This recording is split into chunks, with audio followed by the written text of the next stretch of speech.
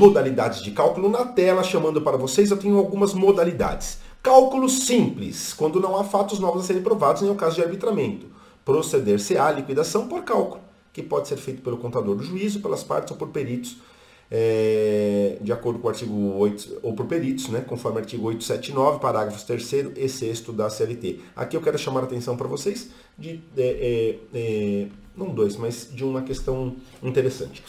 Cálculo simples, veja só, os critérios já estão lá, estão estipulados, está tudo muito claro. Olha, condeno ao pagamento de tantas horas extras, eu não preciso analisar mais nada, está lá, está no processo. Eu tenho como liquidar aquilo de forma tranquila, eu consigo fazer aquele cálculo simples e via de regra é o que a gente busca fazer com os cálculos da petição inicial, perfeito? Bom, arbitramento está expressamente previsto para quando for determinada pela sentença, convencionado pelas partes ou exigido pela natureza, objeto da liquidação, conforme previsto lá no artigo 509, inciso 1 do CPC. Primeiro ponto convencionado pelas partes, é muito difícil a aplicação disso no direito do trabalho, mas pode haver determinação da sentença ou ainda pela natureza objeto da liquidação.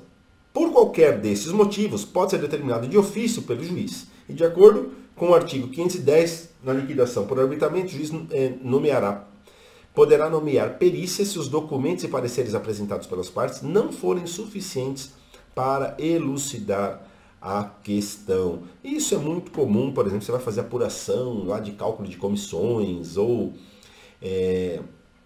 questão às vezes que envolva análise contábil para chegar o quanto era devido àquele empregado. Não é muito comum na Justiça do Trabalho, geralmente o cálculo vai pela via simples, né?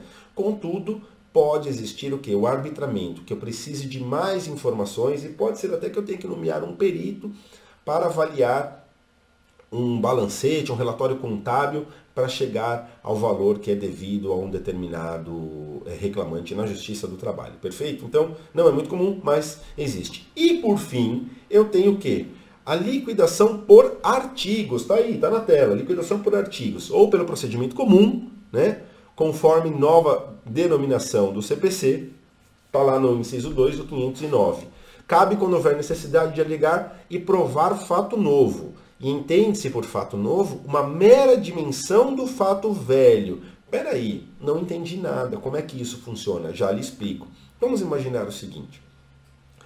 A gente ajuiza uma ação pedindo reparação de danos materiais, responsabilidade civil, danos materiais, danos morais e materiais em decorrência de um acidente de trabalho.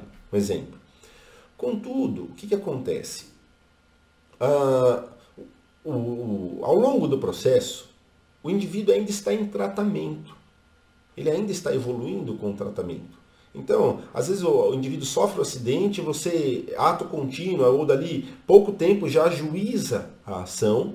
Ajuizando a ação, sai lá a sentença vai dizer o seguinte, olha, tem que custear todo o tratamento, incluindo transporte, idas e vindas para fazer curativos, eventuais próteses, fisioterapia, enfim. Só que você não consegue ter a dimensão desses gastos porque você ainda está em tratamento. Então veja só que o comando maior qual é? Pague tudo, custeie tudo. Então por isso que a gente fala que é uma extensão do fato velho. Por quê? Condena ao pagamento de todas as despesas médicas, com transporte. Então, pô, tudo bem, saiu a sentença, só que eu ainda continuo indo ao médico. Então veja que você vai fazer prova na fase de execução. Então, até o momento em que você apresenta as contas, aquilo é o devido.